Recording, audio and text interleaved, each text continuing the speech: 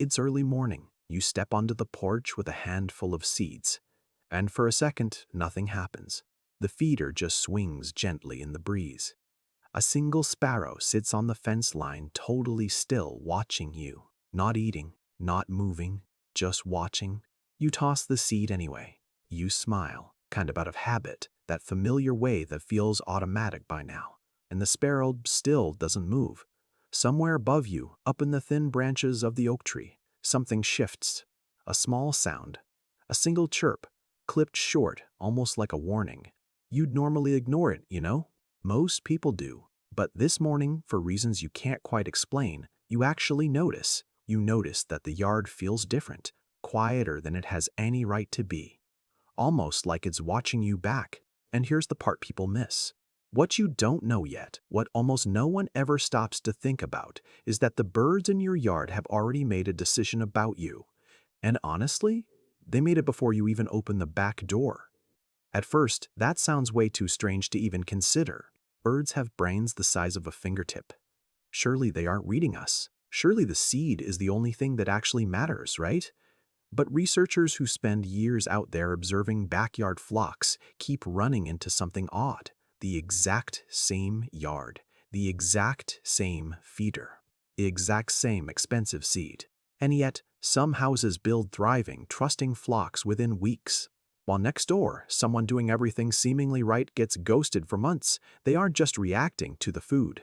They are reacting to something underneath it. Something in the way a hand moves, the rhythm of a step. It has nothing to do with kindness on paper, you know. It's entirely about whether that kindness is actually real in the exact moment it's given. And this is where the story stops being just about birdseed. It kind of feels like a lie detector is suddenly hiding right in your backyard. Here's the shift most people miss. We've always assumed birds just respond to consistency, same time, same spot, same food. And sure, that's true on the surface, but underneath, there's a whole second layer of communication built on what scientists call microsignals. Tiny, involuntary movements, a held breath, a stiffened shoulder, a too quick glance down at a phone. You don't consciously do any of this, and honestly, that's why it matters.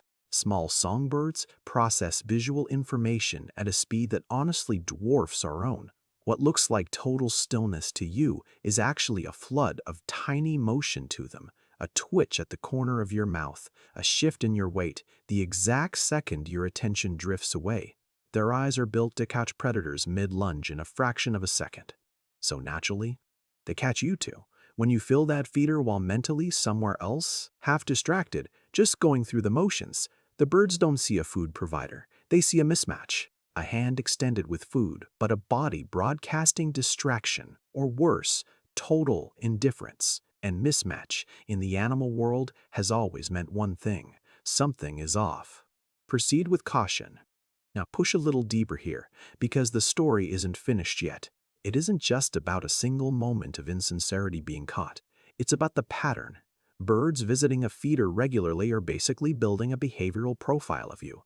They cross-reference your movements, your pace, your posture, against every other time you've been out there. A slow, calm refill on a Tuesday becomes data. A rushed, tense refill on a Thursday? That's data too. Over time, all that data adds up to something startlingly close to trust, or the exact opposite. This is the part people don't realize.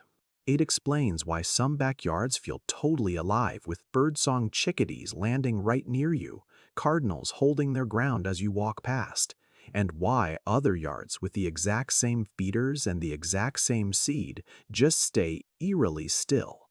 The birds there? They aren't fooled by the food. They've been reading the human behind it all along, and honestly, the profile they built just doesn't check out. Let's look at how this actually works mechanically for a second, because once you understand it, it's honestly kind of mind-blowing how finely tuned their senses really are. A bird's eyes process visual information way faster than ours, like significantly faster. What feels like a split second to you just reaching out to top off the feeder looks to a bird like a slow-motion video. Every tiny hesitation, every weird, unnatural movement, they see all of it. Think about what that actually means. A gesture you think is totally normal and smooth just, Walking up, throwing down some seed, and turning around looks completely broken up to them. They see the tiny pause before your hand even moves. They see the millisecond where your fingers tighten just a fraction more than they need to. They notice the exact moment your eyes drift toward your phone or a noise behind you, instead of just staying focused on what you're doing. You don't even register doing these things, but they see every single one. And then you have to layer on their hearing, which is something most of us completely overlook. Birds don't just watch you, they listen. They're listening to the rhythm of your footsteps, how evenly you're breathing, even the tiny shifts in how you move. See, a tense or distracted body makes noises we don't even realize we're making. When you're stressed, you move just a little bit louder, a little faster, a little less rhythmically. To another person, it's completely invisible. To a bird, it's everything. Some researchers say birds actually read the quiet spaces around the sounds rather than the sounds themselves. They notice the tiny gaps between your steps or the way your breath catches instead of just flowing naturally. If you're just going through the motions, you actually sound different to them, even if you're standing completely still and silent. But here's the third layer, and this is probably the most powerful one, the lookout system. In almost every flock, you got a couple of birds acting as sentries. They're basically on high alert, way more sensitive to danger than the others. The second they catch a weird vibe from you, they don't just fly away quietly, they sound the alarm. And that warning ripples outward instantly, alerting every other bird in the area, even different species. A single moment where you seem off or untrustworthy can be broadcast to the entire neighborhood in seconds, and that can ruin how every single bird in your yard treats you for days. This is where you start to realize how massive the scale of this is. It's not just one bird sitting on a branch quietly judging you, it's a whole network. It's like an invisible ledger that's constantly being updated in real time, shared across this tiny local ecosystem. And it's built on years, sometimes even generations of encounters. Chickadees, for example, are famous for this. They don't just pass info about threats to their flock during the season. They pass it down through the years. They actually teach their babies who to avoid. So a single bad interaction today doesn't just cost you this afternoon's visit. It could literally cost you 10 years of trust, passed down to birds that weren't even born when you made the mistake. Picture that ledger stretching backward through time, kind of invisible above your own house right now.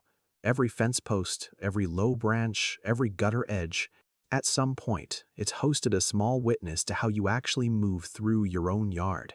None of them kept notes in a way you'd ever recognize, but the pattern just persists anyway. Passed from parent to fledgling the way a family might pass down a warning about a particular street, a particular house, a particular kind of stranger. Now here is the part that changes everything. The birds were never testing your patience for treats. They weren't checking whether you'd remember to refill the feeder on schedule.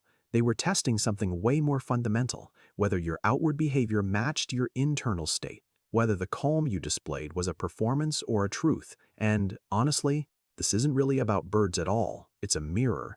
Every time you step into that yard distracted, rushed, performing kindness rather than feeling it, something ancient and finely tuned is picking up on the gap. The same gap other humans often miss because we've gotten so good at hiding it from each other. But the birds haven't been fooled by our masks, because they were never reading the mask in the first place. They were reading what's underneath it. There's something almost humbling in that. An animal with a brain smaller than a coin, incapable of language, incapable of understanding a single word we say, still manages to detect the truth of our intentions more reliably than most people we know. It doesn't judge us for being human, distracted, imperfect. It just responds to what's actually there moment to moment without any illusion.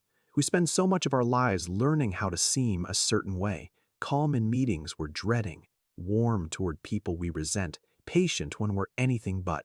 We've built entire social systems around the ability to perform a feeling we don't even have, and most of the time it works. Other people, distracted by their own performances, rarely notice the seams, but step into a yard full of small, sharp-eyed witnesses, and the performance just stops mattering. Only the truth underneath it does. So the yard goes quiet, not out of malice and not out of fear, exactly, but out of an old, wordless caution. a caution written into their biology long before backyard feeders existed. Back when reading a predator's true intention in a fraction of a second was the difference between living and not. And slowly, the story folds back to where it began. You're standing on the porch again, seed in hand. The sparrow on the fence line hasn't moved, but this time, you actually understand what's happening in that pause.